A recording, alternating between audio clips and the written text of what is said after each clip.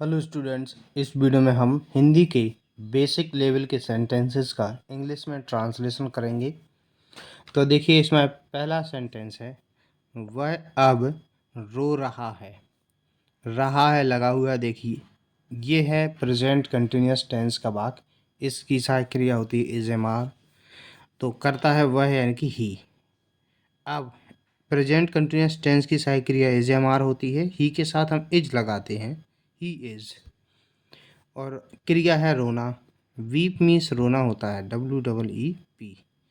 और present continuous में क्रिया में ING लगती है, बीपिंग, ही इज़ बीपिंग। और इसके बाद अब की now, he is beeping now. इसके बाद अगला है, उसने मुझे आमंत्रित किया। तो ये है पास्ट इंडेफिनिट टेंस का वाक्य। ठीक है, लास्ट में जब आते हैं आ, ई और ए, या ता था, ती थी, ते थे, तो ये पास्ट इंडेफिनिट टेंस के वाक्य होते हैं। तो इनमें क्या होता है, जो कर्ता होता है, कर्ता के बाद क्रिया की सेकंड फॉर्म का यूज़ करते हैं, याद रखना। पास्ट इंडेफिनिट के जो सेंटेंस हैं ये ट्रांसलेशन में आपको काफ़ी मिलते हैं, क्योंकि इसका यूज़ बहुत ज़्यादा होता है। उसने यानी कि ही, वह या उसने, ही मीन्स होता है। अब क्रिया है आमंत्रित किया, क्रिया की सेकंड फॉर्म लगाएंगे, इनवाइट मीन्स आमंत्रित करना, इनवाइट, इनवाइटेड। तो देखिए, अगर आप अच्छे से इंग्लिश सीखना चाहते हैं तो इसके लिए आप जो हिंदी के बेसिक सेंटेंस हैं उनको अंग्रेजी में अनुवाद करने की प्रैक्टिस कीजिए। इससे क्या होगा कि जो न्यू वर्ड्स भी आपको याद हो जाएंगे। जैसे आमंत्रित करना की स्पेलिंग क्या होती है, इनवाइट, मुझे यानी कि मी। तो आपको बेसिक जो शब्द हैं वो भी याद हो जाएंगे। और इनको लिख के आप, अगर याद नहीं है तो एक मतलब कॉपी बना लीजिए, उसमें नोट करते जाइए, मैं तुमसे सहमत हूँ। तो ये देखिए, ये जो वाक्य है ये है सिंपल प्रेजेंट का, इसमें कोई काम नहीं हो रहा है। तो मैं यानी कि आई के साथ एम लगता है, आई एम। और सहमत होना, एग्री।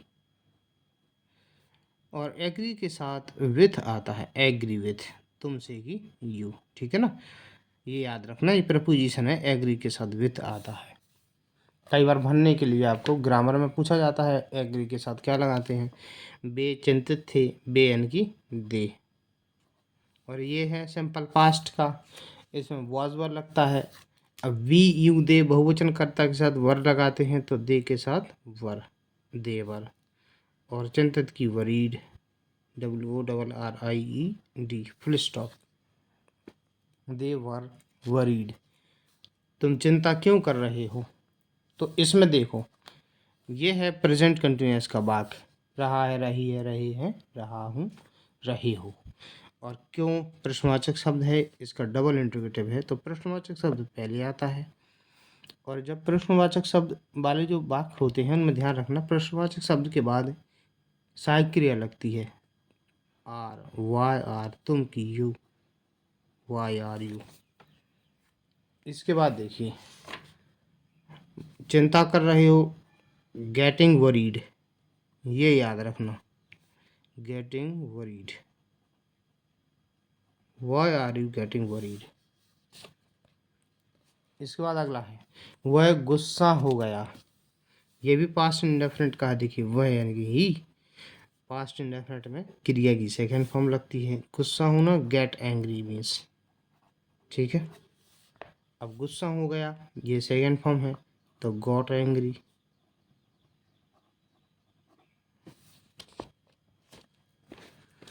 इसके बाद आगे है, तुरंत बाहर जाओ। तो देखिए, इसमें कोई कर्ता नहीं है, ये इम्परेटिव सेंटेंस है। तो बाहर जाओ, go out at once, at once, ONCE। या एडवांस की जगह हम लिख सकते हैं इमीडिएटली, IMMEDIATELY, इमीडिएटली मीन्स भी तुरंत होता है। अगर आप और भी टॉपिक पर, इंग्लिश के और भी टॉपिक पर वीडियोस चाहते हैं तो उसके लिए कमेंट कीजिए, आपको वीडियो बना दी जाएगी। और इसी तरह की भी और भी वीडियो चाहिए तो भी आपको वो वीडियो बना दी जाएंगे। उसके लिए आप कमेंट कीजिए, क्या तुमने ताजमहल देखा था? ये पास्ट परफेक्ट का है। देखा था, आ था, आ था, ई थी, ठीक है ना, ए थे,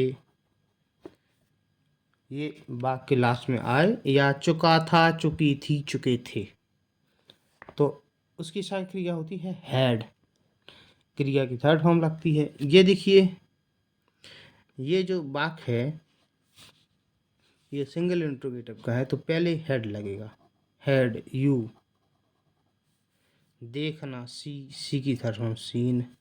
ताजमहल, द ताजमहल, ताज का टी कैपिटल, महल का एम कैपिटल। आगे, उसने कुछ नहीं कहा। उसने यानी कि ही। अब ये पास्ट इंडेफिनिट का है तो सेम इज कहना, सेकंड फॉर्म सैड। कुछ नहीं की होती नथिंग। हमने कुछ नहीं की पूरी लगा दी। अच्छा, अगर नहीं लगा है तो यही वाक्य जो है ये पास्ट इंडेफिनिट में भी बन सकता है। तो ऐसे बनेगा ही, पास्ट इंडेफिनिट है, उसका नेगेटिव होगा तो डिड नॉट, साइकिल ये लगेगी। डिड नॉट कहना कि से, ठीक है। और फिर उसमें नेगेटिव में नथिंग नहीं लगेगा, एनी, एनी लगेगा, एनीथिंग। नेगेटिव में एनीथिंग लगता है, सॉरी, हाँ नेगेटिव में एनीथिंग लगता है लेकिन अफर्मेटिव में नथिंग। इसके बाद आगे है, वह नदी में कूदा। वह यानी कि ही। अब ये भी पास्ट इंडेफिनिट का है तो क्रिया की सेकंड फॉर्म लगेगी जंप्ड और इनटू द रिवर। यहाँ पर मैं की अंग्रेजी इन नहीं लगेगी, इनटू लगेगी, क्योंकि जब वो कूद रहा है तो गति में कूदेगा, ठीक है ना, गति के अंतर, गति के साथ अंदर जा रहा है, इसलिए मैं की अंग्रेजी इन, ठीक है। अगर जैसे आ जाए ना, वह, जैसे वाक्य है वह कमरे में है, तो इसकी अंग्रेजी क्या होगी? ही। वह की ही इज मीन्स है कमरे में की इन द रूम। अब कमरे में है, वो गति के साथ उसमें अंदर तो नहीं जा रहा है ना, मतलब स्थिर है वो। इधर तो देखो, वह नदी में कूदा, तो कूदा जो है वो नदी, नदी में कूदा वो एक गति के साथ जंप किया उसने, तो इसलिए यहाँ पर इनटू आया। अगला, एक लड़का तालाब के पास गया। एक लड़का, अ बॉय। अब देखना, ये क्रिया की सेकंड फॉर्म लगी है, गो की सेकंड फॉर्म वेंट, यहाँ पर लगेगी, पास्ट टेंस है ना, तो वेंट टू। इसके बाद है went to the pond. To लग गया तो इसी से पास की अंग्रेजी आ गई, a boy went to the pond. इसके बाद, कृपया मेरी बात सुनो, तो इसकी अंग्रेजी होती है please, comma, listen to me. Imperative sentence है। लिसन मतलब सुनो मेरी बात, यानी कि to me, please listen to me. मछलियाँ पानी में सांस लेती हैं। मछलियाँ, फिश, बहुवचन भी फिश होता है।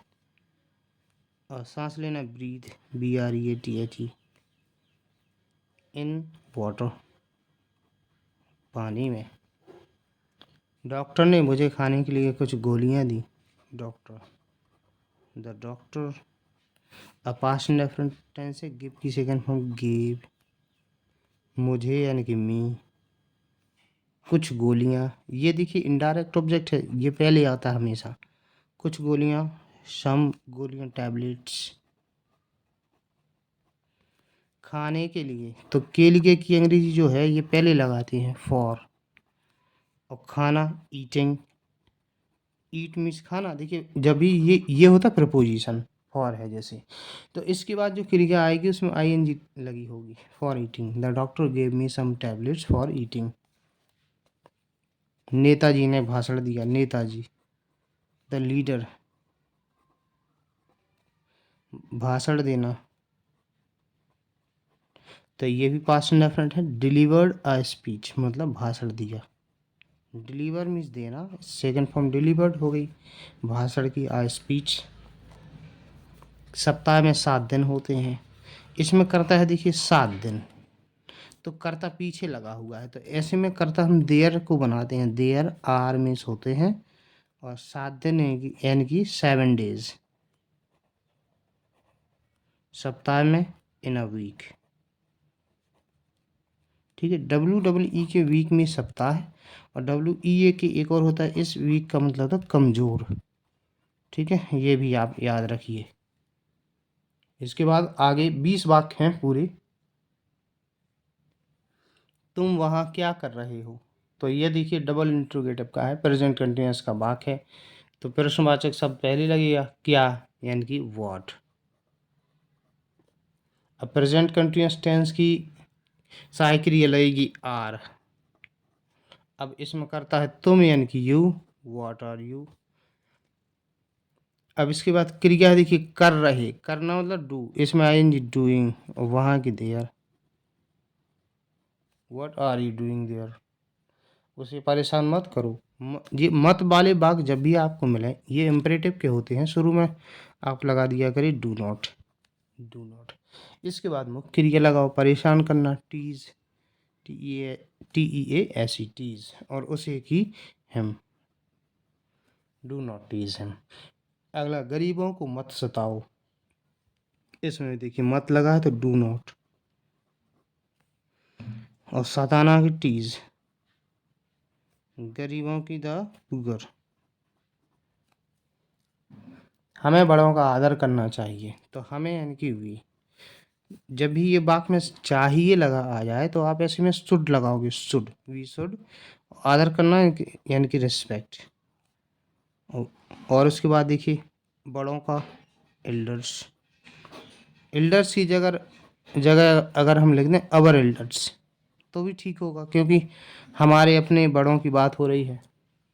वी शुड रिस्पेक्ट एल्डर्स, ये भी सही है। We should respect our elders, दो में से कोई लगा दो।